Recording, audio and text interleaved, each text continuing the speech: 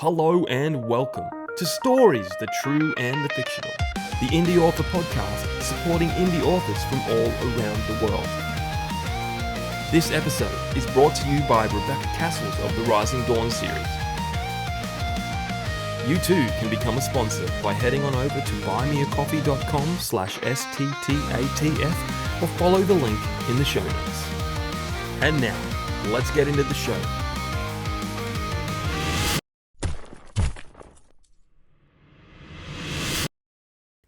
Warning. Listening to this episode may cause your TBRs to grow in size. Hello guys and welcome to a brand new episode of Stories, the True and the Fictional, the indie author podcast supporting indie authors from all around the world. I am one of your hosts, Jay O'Brien. Ryan is not on the screen right now because his internet was really shotty, as we say, in the land down under, so he'll be there. But he's not here right now. So, usual spiel. Remember to check out our sponsor, Rebecca Kearsells. Remember to check out our honorary sponsors, Janelle Schiecke and Alexander Robb. All the links are down below. And I think that's about it. Buy some merch, support the show, and get ready, because we're about to go talk to Norrin Ripsman again for the second time. Such a great dude. He's got a book out called Bullet Holes. It is really fascinating. Be sure to check that out. Watch the episode and you'll learn all about it. And boy, if I could say one thing, story pitch was wild. I'm just going to say that. Story pitch was wild. So thanks for listening, guys. And let's go talk to Norrin. Norrin, welcome back. How you been? Oh, great. How are you doing? Good to see you. Yeah, I'm living the dream. I'm going to say it. I'm living the dream. I see you've got another book out. You've got some of the artwork that I've seen is just magnificent. Oh, thank you. Yeah, the gargoyle, the boy who slayed the gargoyle, behind me somewhere. Yeah, that was. I see Ancora. I don't see the boy who. It's up there if you really want me to grab it. Yeah, grab it. You should. All right. I can edit this out. Oh, look at that. There it is. No, that's the other okay. one. Let me destroy my bookshelf. Oh, sorry, I didn't need to go off script here, but it just, Is that it? I've been seeing it and it looks really good, so. I will put it on the screen because I can't find. I'll keep finding the old ones. Yeah, I don't know where it's gone. Welcome to Rearranging My Bookshelf live on the Story podcast. I'll put it on the screen, guys. Yeah, because I got the artwork done. Redone with the same artist that did Ancora, so they're really cool. Yeah, and yeah, I've been seeing that artwork is just fantastic. So yep. I'd say good morning, Ryan, but it's like nighttime for you, so. It is, but that's okay. It's all part of the sacrifices that we make to do this podcast. We do it round the clock, don't we? Sometimes. You guys never stop. We do. Unfortunately, I do when I go to work, and all I can think about is writing books and getting home to edit the podcast and trying to get all the sound bites out and stuff like that. Like, this is the job I want to do, but I'm trapped, driving forklifts. Yeah. So isn't that the case? Like when you write, you're working all the time? Because I also have a full-time job. I actually like my job, but I have a full-time job, and I spend my time thinking about the fiction, and then thinking about marketing the fiction, and thinking about editing the fiction, and thinking about the next one, and then I try to sleep, and my brain keeps on working, and so I have ideas, and I have to go out, and jot them down, and so I think that's part of being a writer and trying to pay for being a writer too. Yeah, I have a few times. I try not to write at night because I get into a rhythm, and then I'm going like I have to get up at 5 o'clock in the morning. It's like, oh, but I'm in the zone. Writing at night. I can't avoid writing at night though, because that's first. It comes when it comes. Like as like it just comes into your head when it comes, and it usually comes when you're able to leave your brain free, and so you're not focusing on other things. Yeah. And that means that at night when you lie down, or at night when you've got a bit of time, you have the ability to write.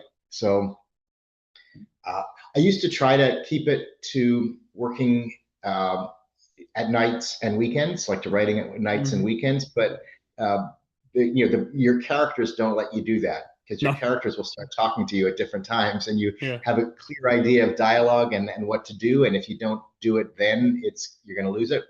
Yep. So I just saw a post today. Yeah, a UK writer that I follow on X, and she said like she had a really good idea for a story while she was in the shower, and then she got out and it was gone. You know, it's just like, oh. Yeah, I have that. I mean, in the shower, I can usually remember it and write it down. I had that where I was driving to work a few weeks ago. I was driving to work and I had this great idea, and I lost it by the time I got into my office and started thinking about, do I write it down?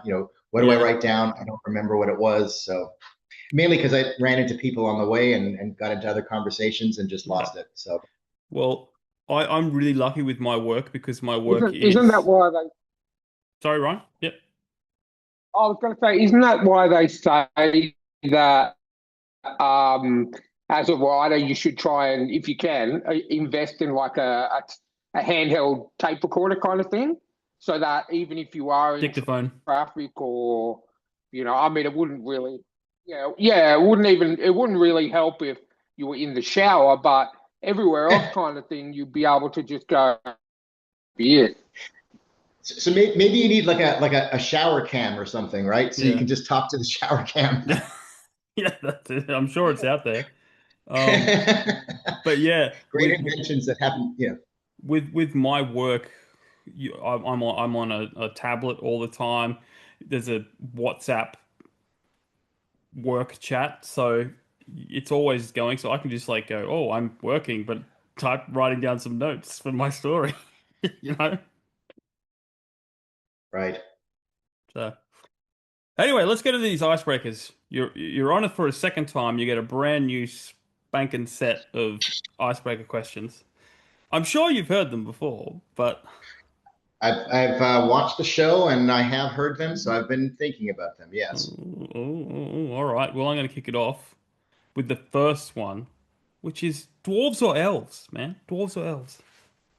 So initially, that caused me a lot of problems, because I was thinking it's a tough one, right? The elves are really sophisticated, and have that. They live in great places. Rivendell's fantastic, and so that's quite appealing. But on the other hand, you've got the hard drinking and good eating dwarves, and that's kind of fun too. They're probably more fun to be around with. But then I realized that I was overthinking this, because, in the movie, Liv Tyler was a half elf, right? Yeah. Lady Arwen. And I'm thinking, that's it. There's just no question, right? I'd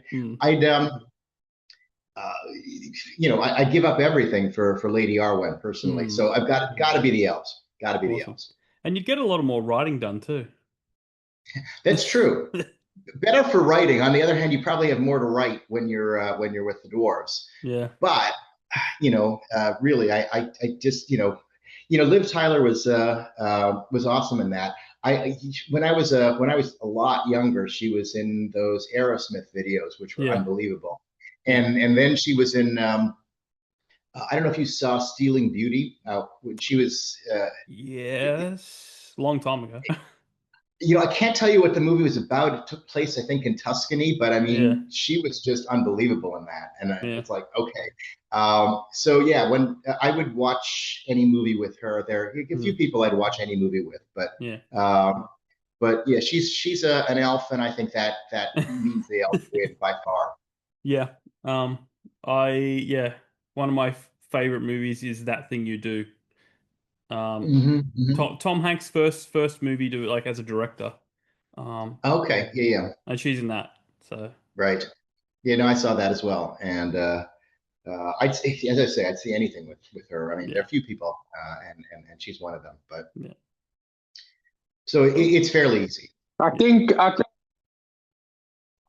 I think the first movie I ever saw her in was Empire Records. I think that was one of her Mm. earlier ones, about the group of friends that work in the record store. I think it came out late 90s, maybe late 90s. I'm not That sure. sounds right. That sounds right. 1995. Uh, Mid 90s, And right? I Mid no, 90s. and I think Stealing Beauty was like a yeah, year or two before that. I think. okay, I'm But doing yeah, it. as I say, okay, Stealing Beauty was worth all watching, right. even if I don't remember if it was a good movie or not, but it doesn't matter, right? Yeah. You know, No, there's some. I don't know if you've seen the Fabulous Baker Boys I don't think I have. No. with Michelle Pfeiffer and the Bridges Uh, brothers. I don't. It's not a very good movie. I mean, but that doesn't matter because Michelle Pfeiffer at one point is on a piano, on top of the piano, rolling around and singing, and it's like, just for that, it's worth it. Like it's one of those images that's seared into your brain for Yeah. forever. Um, so Stealing Beauty was 1996, so 1 year Oh, it after was Empire. afterwards. Yeah. Oh, I didn't realize it was after. Okay. Yeah. Yeah. Look, welcome to the Liv Tyler podcast. okay. Question number two is, what is your least favorite trope in storytelling? Now, that can be in books, movies, TV shows, whatever that may be. So I'm probably gonna make a lot of enemies here, but I'm gonna say good versus evil. Mm.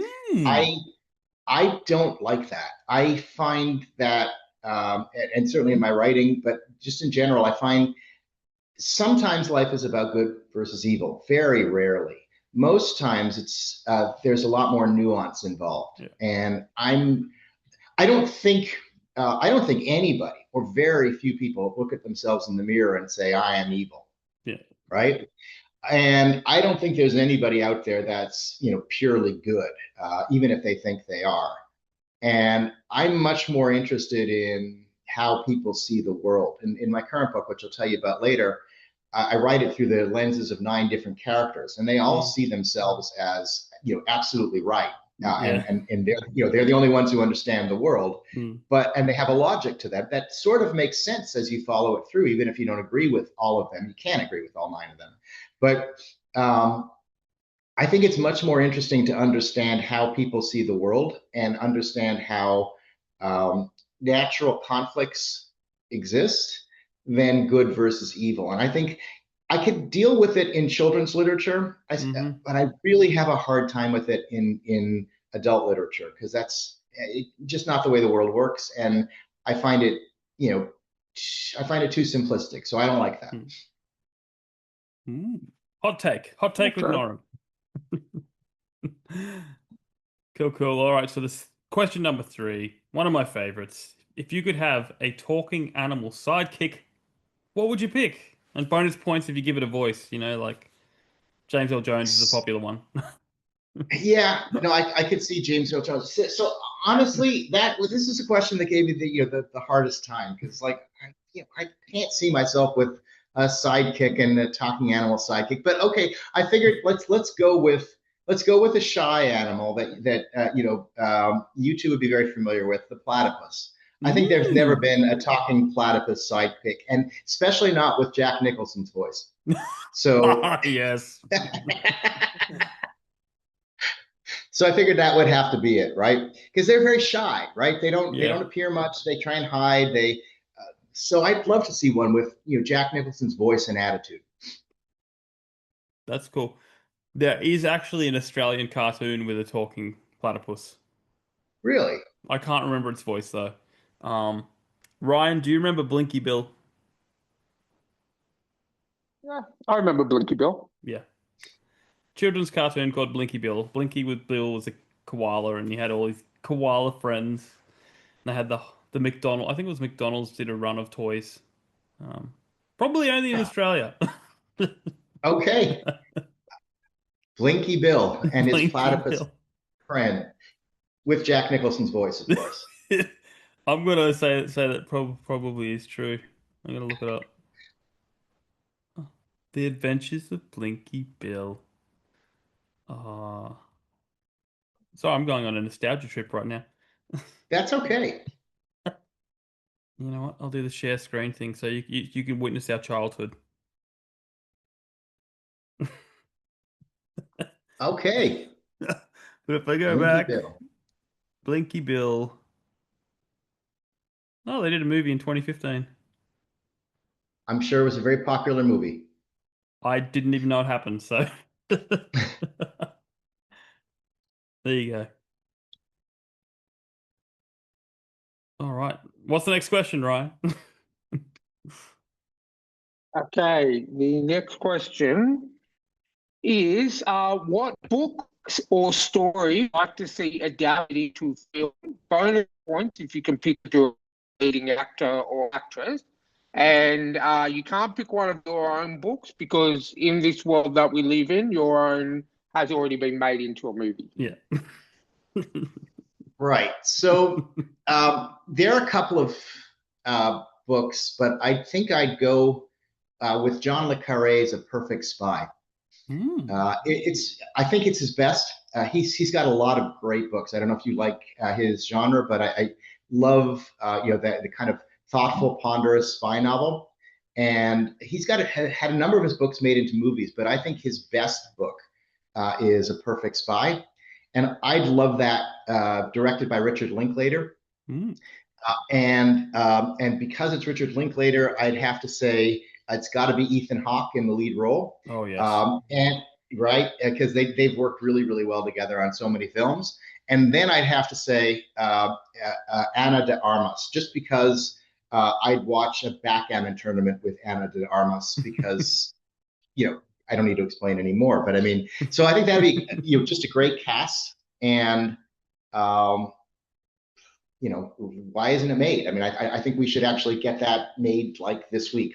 Well, because it would probably not be that good, or it would be too good for Hollywood, because Hollywood's a bit, shaky at the moment. Hit and misses there's a lot of hit and misses, but Right.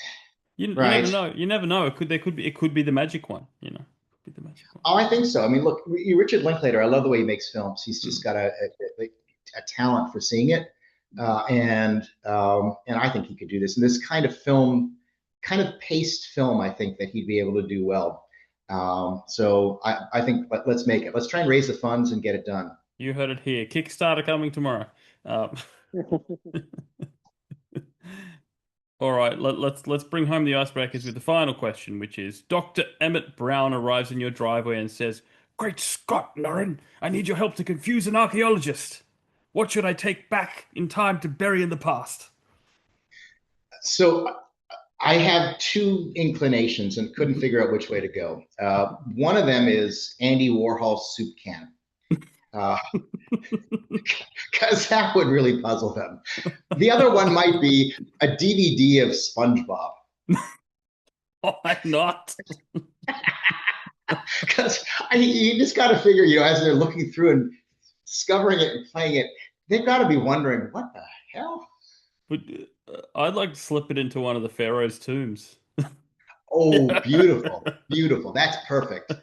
On the wall, maybe both, right? On the wall of the Pharaoh's tomb, they break in and they see Andy Warhol's soup can. And then you have them, dig a little further and they expose the SpongeBob DVD. I'd pay to see SpongeBob, on the wall, like the hieroglyphs with SpongeBob. Oh, that'd be beautiful. Yeah. So that would definitely be it. Yeah. Cool. That's solid. I appreciate that.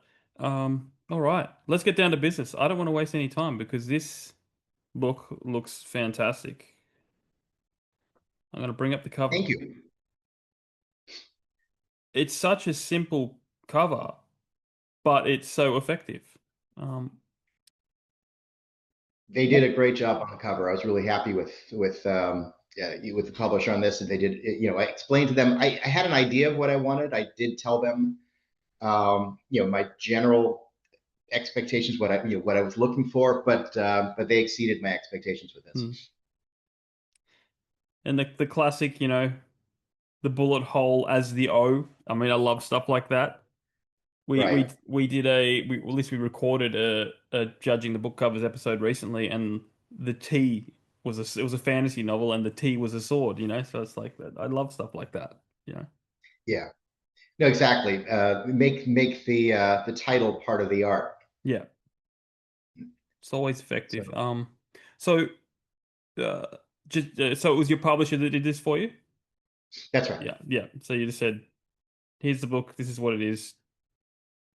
Works of magic."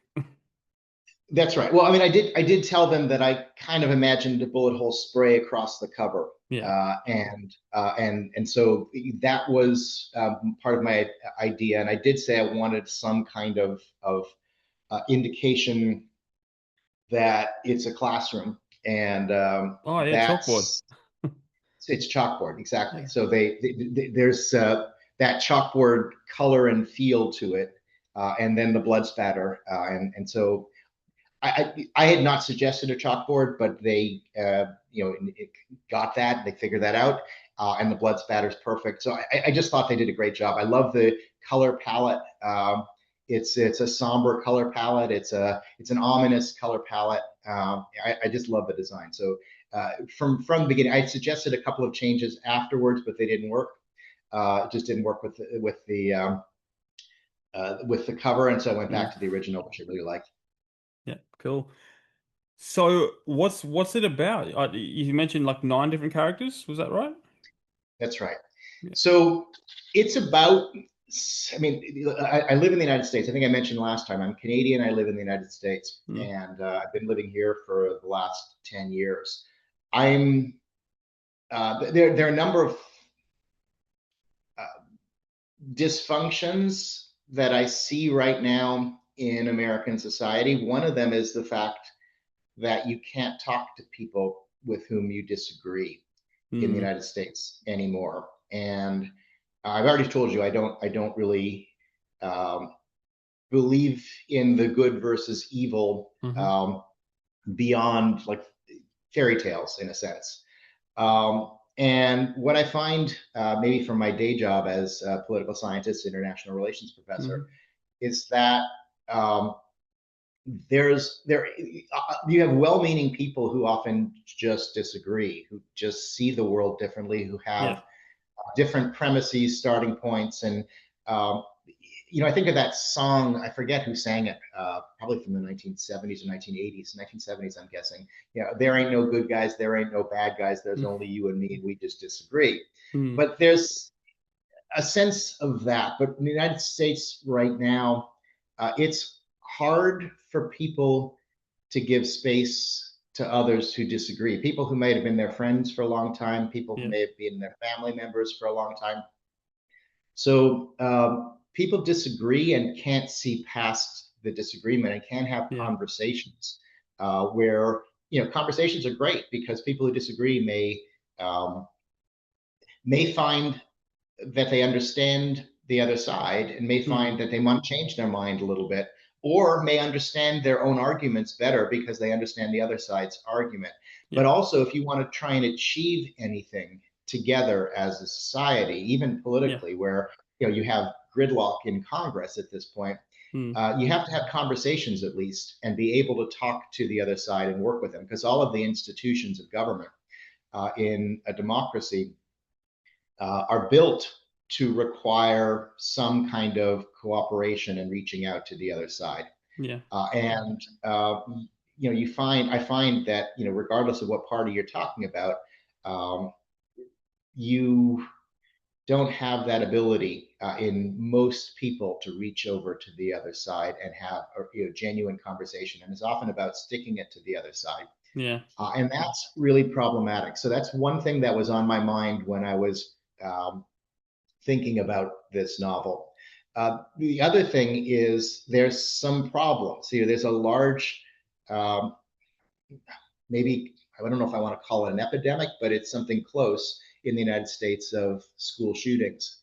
Mm. And, the United States is a country that has, unlike Canada, where I come from, guns are prevalent in American society, and that makes sense because of their history and their culture, particularly as you know, prior to 1776. It was frontier, right? And it made sense for guns to have a significant place. And in addition to that, the revolution was won, and Jefferson said that little revolution now is a good thing, and the Constitution, at least the Second Amendment afterwards, enshrined the possession of guns for militias, and so it has a strong place in American culture and society, and it makes sense as far as that goes, given the history, given the culture, given the experience.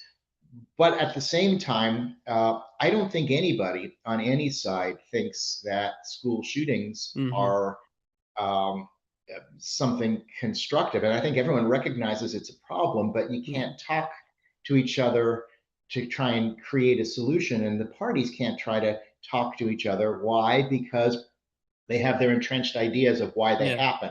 And so because of that, there's never been able to be any reasonable action on school shootings.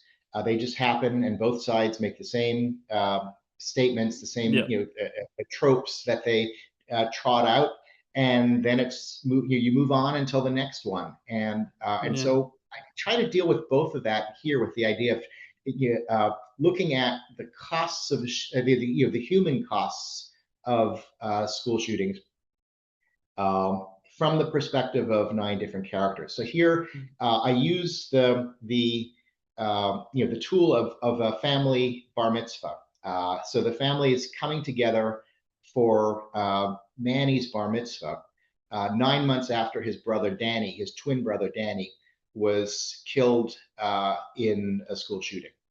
And they're coming together. And the thing about this family is that it's always been a model family in the United States, because they're different families, different kinds of worldviews that came together, and it's never really been a problem.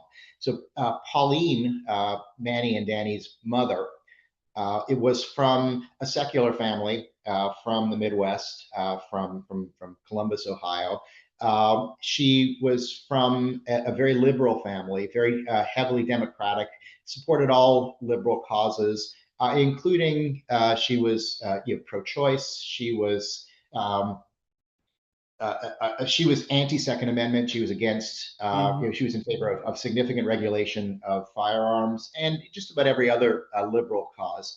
Gary, her husband, was from a religious family from Texas. He was heavily politically conservative. He was a Trump supporter. He was supporting all of the opposite causes. So he was anti-abortion.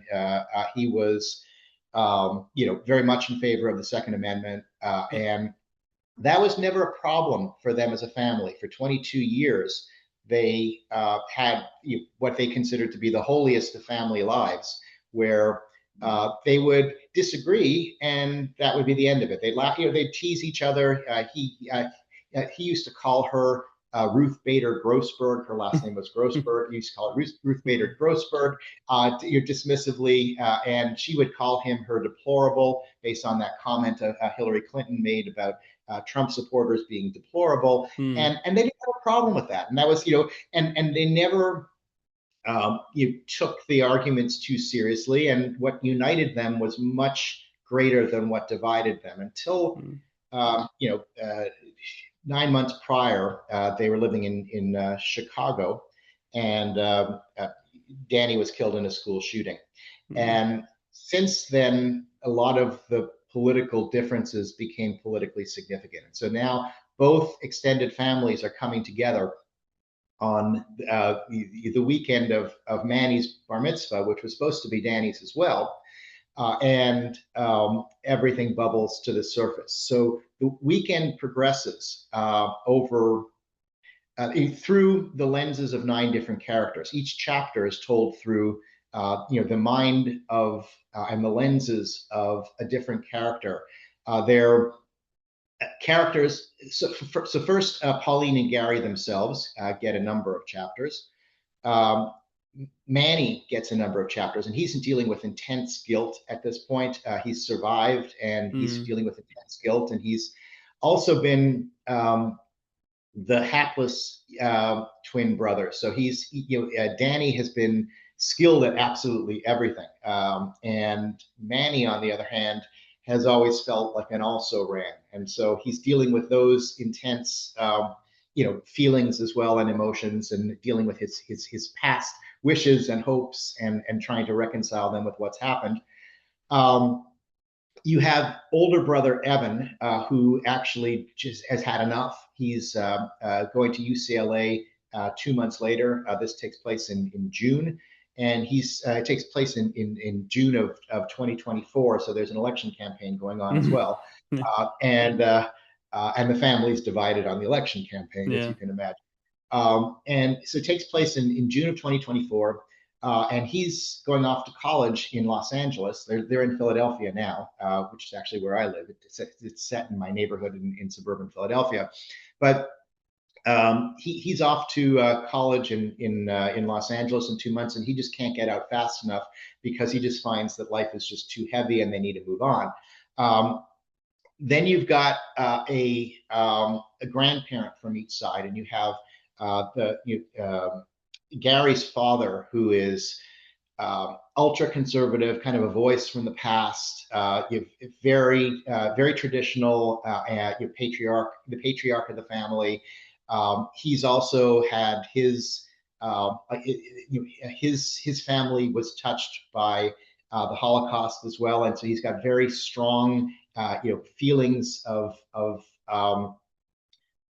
tradition and grievance. You have Pauline's mother, who is dealing not only with her emotions and feelings over what happened to her grandson, like everyone else is, but her husband is very quickly tipping into dementia, and she's trying to hide that and cover that up. And so she's dealing with a whole range of emotions and problems, and is slowly losing her ability to manage everything. You've got an aunt and uncle on each side. So we have Gary's sister-in-law, his brother's wife, who is somewhere between Gary's father and the Perlmutters in her attitude. She has some of the old world, some of the new world, trying to mix it together and figure out where she stands. You've got Pauline's brother Mark, who is who's unlike, doesn't really understand why Pauline has aligned with this traditional family, and he's moving on. He has a very different set of attitudes, and is looking at all of this as if it's crazy. And finally, you have Evan's girlfriend from Chicago, Carrie, who's the only one who's from the outside, and the only one who can really see what's going on in many respects and really understand what Manny's going through. So you have you actually have a 10th character who doesn't get a chapter of her own, but in one extended chapter of the Friday night dinner, she's a storyteller, and she just spins some magnificent yarns at the time as well. So what it is it's a microcosm of American society in many respects, because the attitudes and the viewpoints are across the spectrum. And I think, I've tried to portray that as they would themselves. I have a bit of a skill in that regard, in that I'm a political science professor. I deal with very fraught topics on a regular basis in the classroom, and I do that respectfully. And I do that when I teach. I teach theories that I don't believe in, that I don't subscribe to, and I try to teach them as faithfully as possible, as if I were the theorist that devised them. And when I'm successful, my students don't even know where I stand, which is great. But I try to get inside people's heads and present them as faithfully as possible. And I think Bullet Holes is powerful in that regard, because it brings people in to see ideas from someone else's head. It's actually quite brilliant. I really love the concept. I'm just wondering why is 9 characters? Like, is that what you had, or were you just working on characters and they kept snowballing and more kept coming? Or So I needed, um, I wanted to actually get into different perspectives on grieving. mm, So Evan was useful, even though I initially hadn't thought of putting Evan in there himself, but he was useful not politically. He doesn't even get into the politics at all. And I think that's important too, in that mm, he's just interested in living life. So Evan yeah, and Carrie are useful because they don't, um, they're representing something else other than the politics, which is only part of the story. In fact, I think the grief is probably the mm, major part of the story, and you know, and Pauline's, Gary's, and Manny's in particular.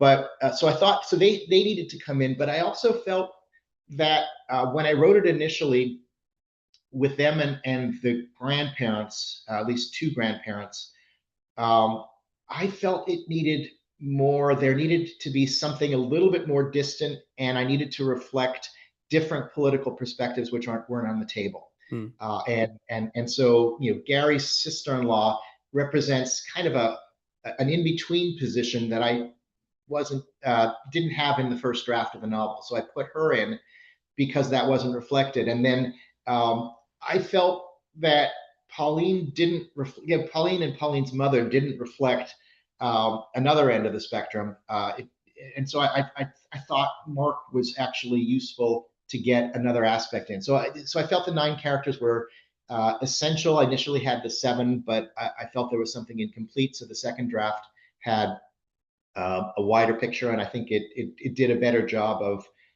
creating the context necessary and the richness. yeah. Do you have any questions, Ryan? So people know you're still there. Um, yeah, no, I mean, you said that, you know, as the with your career, it's something that you often think about. Is that where you got the inspiration from it, or was it there a particular like a particular incident that happened in the news over in America that really got you thinking, and look, I really need to address this, and writing this book is the best way to do it? So that's a great question. So I so the answer is yes to both. In that I've been thinking about the political Okay. divide for a while. It was on my mind while I was so I was start this happened in the autumn of 2021, while I was working on The Oracle of Spring Garden Road, the first novel that I you talked to you about the last time I was on. Mm, And so it was actually really at the early stages of The Oracle of Spring Garden Road, while I was working on this in my mind of how to portray this. What I was worried about the political divide more than anything else, and I was actually driving into it was I can tell you the date, November 30th, 2021. I was driving from Philadelphia to Toronto because to go to my father's funeral, and I heard on the news that there were 2 school shootings that day. Not the high profile ones that Okay. everyone's heard about, but there were 2 school shootings. One of them was in Michigan. I think there were 11 people or 13 people killed. And the other one, I think, was in Tennessee, and there were 2 people killed. And it was just like in my mind, I was thinking like, oh God, 2 more. And there had been one the day before on the 29th as well. I don't remember where. And I was just thinking that, it just came together that this would be the way to set that. So I was thinking about this conversation and getting into different people's heads across the political spectrum. That I was thinking of, but I didn't know why and in what setting.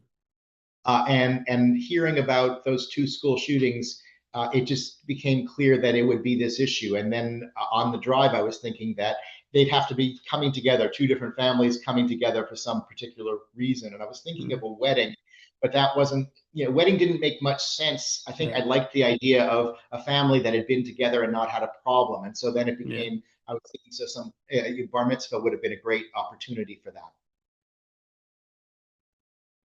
Excellent. Excellent. So I've seen the posts floating around social media. You had a book launch. You did some reading. How did that go? Was it well received? Yes, I have a reading that I do. My go-to reading, and then I've got a couple of others. But I have a reading of a therapy session that Manny goes to, and it almost reveals a secret that he's got about this, but then fails to do so in the end, loses the chickens out in a sense, and then they move away. That it works really well. So I've gotten great feedback from audiences. I've gotten great feedback from people who've read it. I've had people say, this should be required reading for everybody, because really gives you a window into different people's minds, but also hopefully opens people's minds a little bit. So that they hear what other people say. It doesn't matter where they are on the spectrum. You just hear what other people say and see them as people rather than as political points of view. Yeah. So I've been getting really great feedback from this, and the readings have gone well. I've done a number of events, and it's just a question of getting the word out. So where would you rate this book on all the books you've written, like as your favorite? As you know, that's like asking you to rank your children, right? Yeah. And it's different. It's a very different kind of novel from The Oracle of Spring Garden Road. It's different from my short story collection that's out there. I've written, this is my second published novel. It's my third novel that I've written. I love the second one, but it's just, I thought this one was more urgent to get out. And I've written, since I finished this, I've two more, and I'm on my sixth now. So I don't know how I'd rank it. I guess because I'm marketing now, it's the best. It's the right? best. By far the best. But basically, no, I love them all. They're all different kinds of novels. I don't write, I think I mentioned last time, I don't write in a specific genre. Yeah, me too. Because I don't like being pigeonholed. In fact, I get an idea. So the next novel, unlike this entirely, is a spy novel.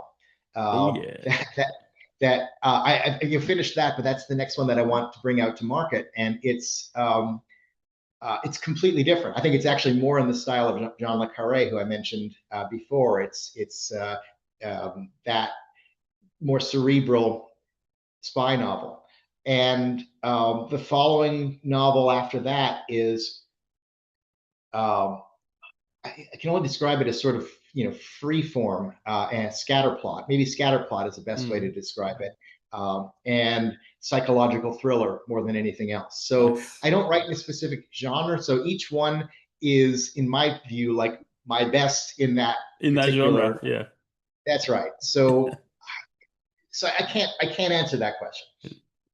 Good. But today it's your best, so you can sell it. Yeah. Today it's the best. Exactly. Awesome. It's probably the most politically significant. Yeah. As far as that goes, it probably has, the biggest potential impact on the way people see the world. I'd say, but we'll see what kind of impact it has. Yeah, that's great. Now, I want to go back to the spy one because I'm very interested. What's your inspiration behind the spy one? Is it James Bond or something more deeper? So it just came to me. You probably know, writing yourself, that inspiration will hit you. And for me, often inspiration is geographical or architectural. Geography is very important to me, and I can see a character in a particular setting, and sometimes the story comes to me in a particular setting. So I was actually on the Tokyo subway for an hour, Tokyo train for an hour, And about 15 minutes in, that whole setting and the whole vibe brought a story to my mind. And by the end of that train ride, I had sketched out the basic idea for the novel, and it takes place in Japan, half of it in Japan, half of it in Washington D.C. And it's it's about a former Pentagon official who's on the run who's hiding and on the run from both American and Russian intelligence in Tokyo. So, well, actually living in Yokohama, but and that was so the inspiration just struck me. I was never planning on writing something like that. And it was more a question of, well, so what's he doing there? Why is he there? Is he going to survive? Is he going to outlast his or elude his pursuers? And I kind of like it. I did a lot of reading of I've read everything of John le Carré's. I just wish he had written more. And it's more in that kind of internal style, but it's also like it's my unique take. It has more in common, I think, with Bullet Holes and the Oracle Spring Garden Road than it does with anything John le Carré wrote. But just hit me. Now, because half of it's in Tokyo and the other half's in Washington, is that because your flight was into Washington, and if you flew in somewhere else, it would have been somewhere else? Or... No. Well, first of all, look, I have I spent a lot of time in Washington D.C. doing research. Okay. And I know it fairly well. I also have a daughter who's living there now, so I know the city fairly well. And it had to be D.C. just in order to be able to. It just had to be set. His past had to be set in D.C. Just given what he does and given why he's in Tokyo, it had to be there. Yeah. Cool. Is there a title yet, or is it just working? I have a working title, but I'm not sharing it yet. Okay. Off air. Yeah. No, I'm not sharing the title yet, and I'm querying on it, and we'll see what happens. Excellent. I do love me some good spy stuff. Yeah, it was exciting to write. It was a lot. What I love doing different genre books is each one is completely different, and the writing experience is completely different. I don't set out to write different genre books, but it just when something comes to me that I like, I want to go with it. But the effect of that is that each one is a very, very different experience. I'm actually the one I'm writing right now is sort of actually has more in common with that novel, the spy novel, but it's not a spy novel, but it is also. But it's more of a crime novel and like a murder novel. And that's something I haven't done before either. But the idea for that just came to me as well. So. Now, we may have asked you this last time. I can't remember. So I'll ask it again. Is there a genre that you would like to write in, but you haven't got the idea for it yet? No. No? No, I if something comes to me, it comes to me. I don't plan on a particular genre. I don't have a goal. It just whatever when an idea comes to you that's perfect that you think you can do. Often I sit there saying I can't do this. Usually I start off saying I can't do this, and then eventually you find ways. Yeah, some things just don't work, and you got to let go. But I've never targeted or looked at a particular genre. I don't know if I'd ever, it could be possible that I'll get a good idea for a fantasy that'll come to me and that I'll decide to write, but it just hasn't happened yet. I think in many respects it would be harder for me to do that, and so I'm always impressed by people who can do that because there's a lot more creation that you have to do in terms of world building, in terms of in terms of creating the laws that govern your universe and your characters and your species and races. That becomes a lot harder, I think. But if I ever get a good idea for that, maybe I'll try it. It's a big commitment. You know, I've tried writing fantasy 3 times, and I'm almost there, almost, but nothing ready to see the light of day yet. So maybe you need to be a Tolkien who's also a linguist and is able to develop languages. And I don't know, but haven't been able to get there. Well, I haven't tried to get there, but Yeah. I don't know. It would be a really hard thing to do. So, is there a genre you'd like to write in that you haven't done? Yeah, well, it's fantasy. That's my goal, but I'm not there yet. I'm not Okay. there yet. It helps because me and Ryan play Dungeons and Dragons a lot, so I'm very used to world building in that sense, and I do Mhm. steal ideas from it all the time. You know, so it's like So, do you have like a draft of a novel or like yeah, a sketch of a novel?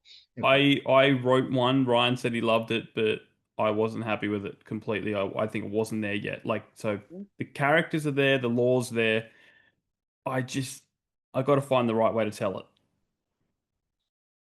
You know, and Okay. it's probably too short for fantasy because it's like it finished at like 55,000 words roughly. Okay. So most people are like it's got to be like 500 That pages that's what I long. liked about it. The quick Well, read. that's what Yeah. I liked about it because I've currently got six arc reads that I'm doing at the moment. And they're all fantasy, and the shortest one is 412 pages, and the longest one is 784 pages. So Hmm. I really liked Jamie's fantasy because it was a nice quick read. Yeah. No, well, I think on the retweak when I go back to it, I want to finish my Ancora series first. At least the next two books. It'll probably clock in at about 80,000 once I finish, I reckon, because like it needs a little more depth. I can never project how long a book is going to be, Yeah. Well, I'm but guessing. Yeah. So. uh, I've been writing shorter. The first novel was, I think, like 130,000 words. And what I found in general is that some people found it a bit long. Like they liked the book, but some readers didn't care Yeah. and just loved it and went through. But some readers said, I liked it, but it just took me a while to finish. And um, since then, I had one at around 100,000. That's the second one that hasn't come out yet. This one is, I think, around 70, 75, something like that. Um, and the other ones have clocked in at around 70, not by design, but that's just when they wrapped up. So I've been writing shorter lately. Yeah.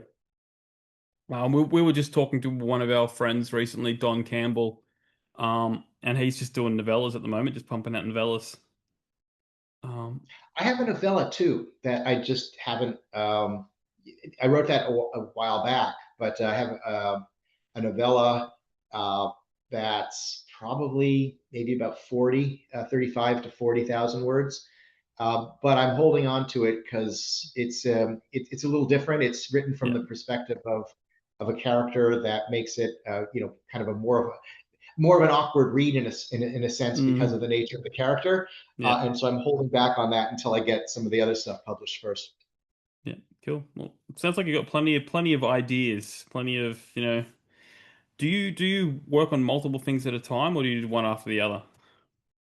I sketch things out once I get an idea, and so I'll have like a 4 to 5 page outline, detailed Hmm. outline, which I depart from afterwards. So I think we Me had this too. conversation. Yeah. I'm neither a pantser, nor a plotter. I Yeah. plot, then I change, Yeah. as it goes through. It's a almost a dialectical process. Yeah. But as you write it, and your characters are telling you how to rewrite it. Hmm. So I'll sketch it out while I'm doing something else, like bullet holes. As I say, I was just at the beginning of the Oracle Spring Garden Road, and got this idea and realized that this was a winner. So I sketched it out, and once I sketched it out, I just put it away and went back to finishing the Oracle Spring Garden Road.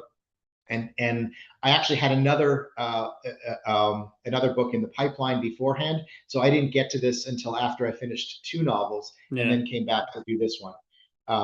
And so I won't work on multiple. I do work on multiple books at the same time, but those are my nonfiction books. So I have, international relations books that I've been publishing at the same time. I had one that came out this past summer, and then one that's coming out in March. And so I do the day job and the night job at the same time, but not two fiction books at the same time. Yeah, you're like, this is true. This is true. This is true. Fiction, yes.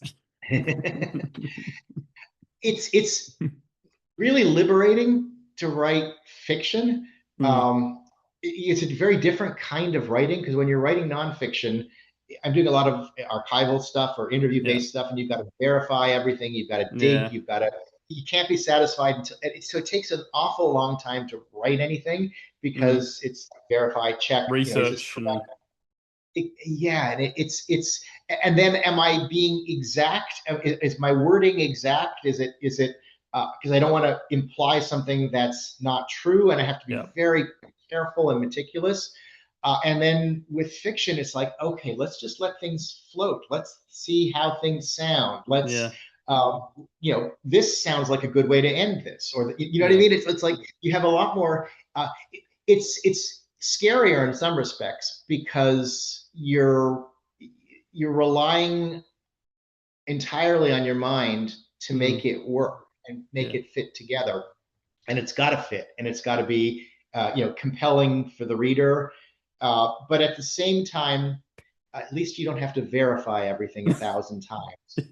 You probably should make note of what you're doing while you're doing it, though, because you don't want to forget what a character said or thinks, and right, but it's not the same thing. It's not there's no burden of, oh, I've completely misrepresented this, or I've gotten this entirely wrong, or whatever. It's not the same thing. So it's a different kind of writing, and it is very liberating. Also, it's much more lyrical. I mean, when you write boring academic stuff, it's a certain kind of voice and a certain kind of language, and there's not really much room for lyricism, and description where necessary. Sometimes you want to be deliberately false, right? I mean, a narrator is not always reliable, but in nonfiction, you've got to be as careful and accurate as possible, and so it's a different part of your brain, in a sense. Yeah. Do you find it easy just to switch between the two? Can you just go, okay, fiction, and the blinders go on, and you just get into it? I'm better at it now. When I started, I always wanted to write fiction. I knew that was something that I wanted to do when I was a teenager, but when I started, it was often hard for me to write the fiction, because what was coming out on the page was my academic ease, if you will. And I had to scrap it and start over again, and it took. So then I got to the point where, again, dividing night and day, or weekend and was helpful, and I had to get into a different mindset. And sometimes, a little bit of scotch would be helpful to help me relax and just, let it flow. But I had to consciously force myself to get into a mode where I'm letting myself my brain float freely. Now it actually, after doing this I've been doing this for about 6 years now. When I get into fiction, I can switch just back and forth. I can go from my academic document to my fiction document, and I get into a very different mindset just doing so. Cool. All right. Well, it's getting late on our end. It's getting not early on your end. It's getting far from the early. So we're gonna play story pitch. Great. Was this a thing when you were on last time? Were we doing that then? Yes, it was. Cool. Yeah. I had fun with that last time. Well, you're in for a treat now, my friend, because we've got upgrades. All right. I'll bring up the new shiny graph. So, for our listeners, if you haven't seen this before, the game is called Story Pitch. We have a setting, a genre, a main character, and a crazy addition. Norrin's going to give us a number between 1 and 12 for each category, and we are going to tell him what they are, and he's going to pitch us a story. Now, the addition, Norrin, is the fact that we have 4 graphs now. So, before you give us the numbers, pick one of 4 graphs, and we'll play again. Graph number 3. Graph number 3. All right. And what are your 4 numbers? 11, Mm-hmm. 1, 7, Mm-hmm. and 9. 11, 1, 7, and 9. You're supposed to gasp when I say 9, right? You're like, oh no, well, not that one. Well, I haven't read them yet. I'm writing down the numbers. No, that happened last recording. Oh, it's the worst one we ever had. Uh, Oh. okay. So, And it happened again, and it's happening again this recording too. It's number 9 in Crazy Edition. oh no. Well, okay. Well, your setting is a bank. My setting is a bank. Okay. Yes. Yeah, and your genre is crime noir. All right. I'm glad you didn't say romance Oh, in a bank. wait, because there will be some later, I think. Uh, your main character is a surgeon. Yeah, a surgeon in a crime noir in a bank. Okay. Oh, strap in. It's about to get crazier. And your Crazy Edition, which is someone or something that must appear in the story for at least a few seconds, and that is J.A. Bryden on a date with a Valley Girl.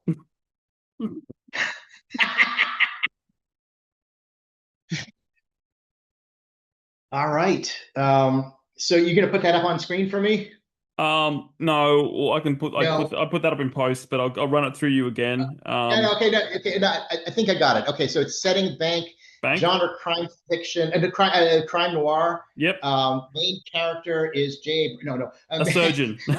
A surgeon. surgeon, and you're on a date with a Valley Girl. Okay. Yeah.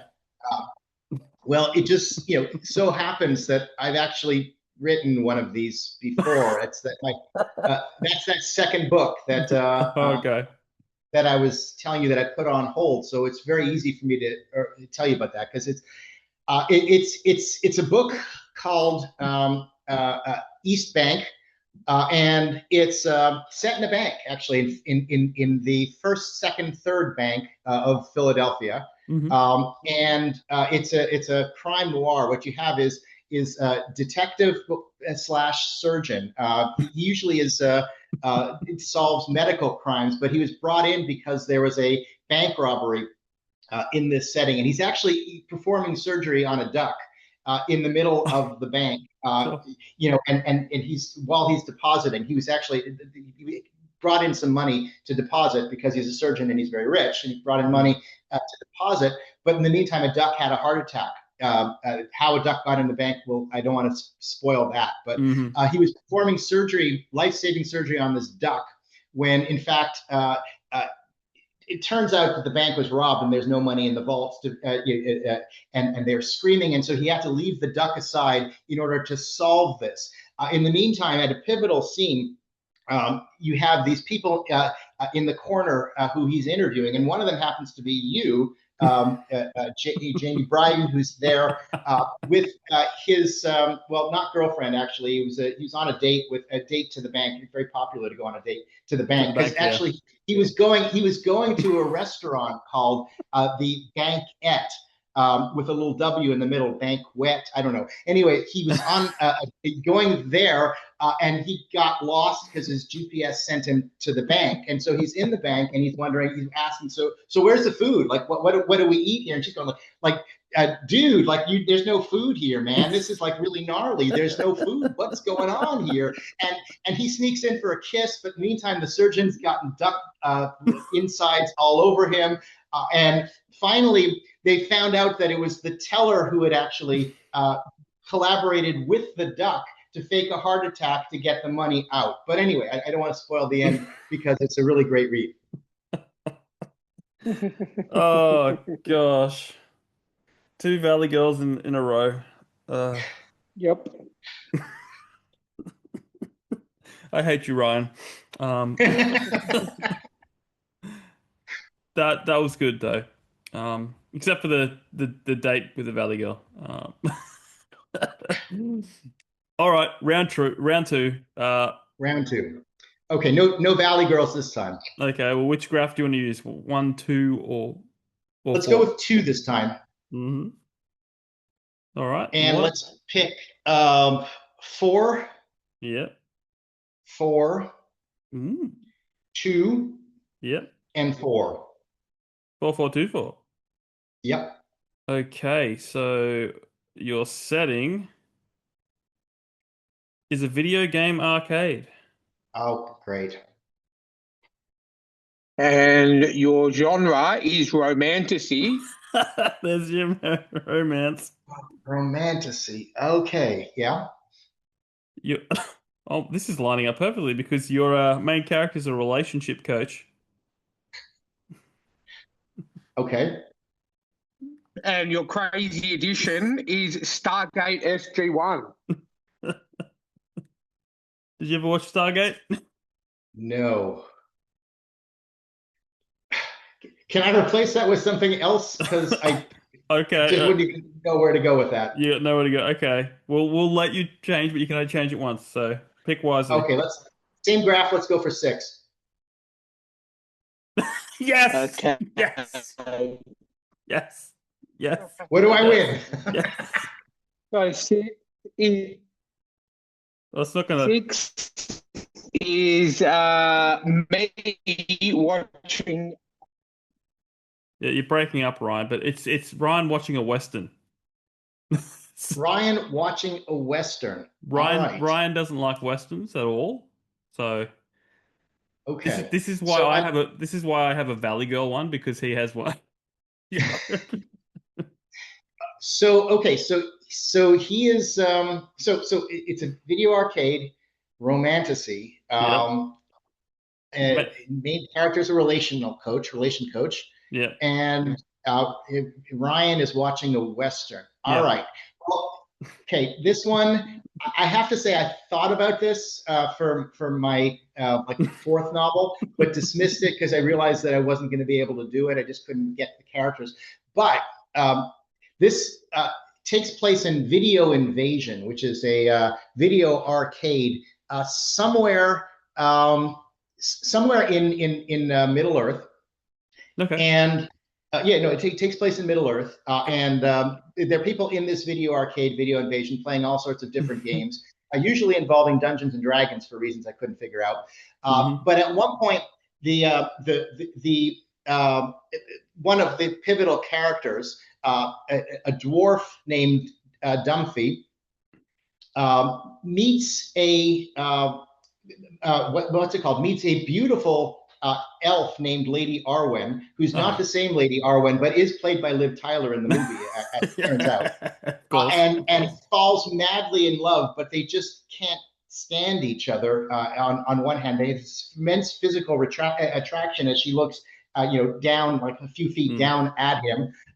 Immense physical attraction. But at the same time, they just can't stand each other because their ways. I mean, he's eating hunks of meat and he's drinking heavily, and he finds her too highfalutin, which is a real problem. So fortunately, just at the next video machine over is Dr. Dirk Dirksen, who is a relational counselor. And so he's there trying to get them to understand and reach beyond cultures in order to be able to make their relationship work. All the time, however, they're dealing with this immense threat from the orcs and half orcs who are on a different machine who are trying to turn over the entire video arcade and destroy it. And so there's a lot of fighting and with swords and with axes, and it's pretty intense at some point, which is causing a problem because the owner of the video arcade happens to be Ryan, and he's sitting in the back trying to watch a John Wayne movie and fistful of dollars there, and he's finding it really impossible to concentrate. So he tells him to shut up all the time. And for a while, he gets some peace, but then the battle commences again. And in the end, they manage to kill all the orcs and half orcs. And eventually, Lady Arwen and our hero, Dumphy, kiss. And the relationship counselor goes off into the sunset as the hero. There you go. Okay, it was a stretch. I really want to go to Middle Earth now and hang out in an arcade owned by Ryan. And the interesting thing is that at the end, Ryan loved the movie and now watches only Westerns. He won't watch anything else. Oh, I think this is our best yet. Like we both, Nah. I can't believe it happened. Like Definitely fiction. definitely fiction. Yeah, I just can't believe that we Definitely ended up with fiction. both of those things. You know, what Ryan hated and what I hated, and it's just you got lucky, Norrin. You got lucky. Now, you see, the problem is that you don't realize that I have eyes in both your places, and so I'm looking over at the graph from behind you. Oh, okay. The reflection in my glass, my display cases. That's right. Oh, well, thank you for joining us, Norrin. It's been a blast as always. Thank you very much. Enjoyed it as always, and we wish you good luck with your novels. Thank you. Well, you've watched the show, you've been on the show, you know what time it is. Where can people stay up to date with what you're doing, and where can people buy a copy of Bullet Holes? So you can always stay up to date with me on norrinmripsman.com/fiction -books. That's my fiction website. And you can buy my book anywhere, any platform where you buy books. It should be available. Certainly Amazon, but and basically anywhere else it's distributed. Next Chapter Publications distributes their books on any platform. Wonderful. Well, guys, I'll leave all the links down in the show notes as always. Please remember to check out our sponsor, Rebecca Kearsells, our honorary sponsors, Janelle Schiecke and Alexander Robb. All the links are down below. If you want to reach out, thetrueandthefictional@gmail.com. Until next time, keep supporting those indie authors, and we'll catch you on the next episode. Thanks a lot. Take care.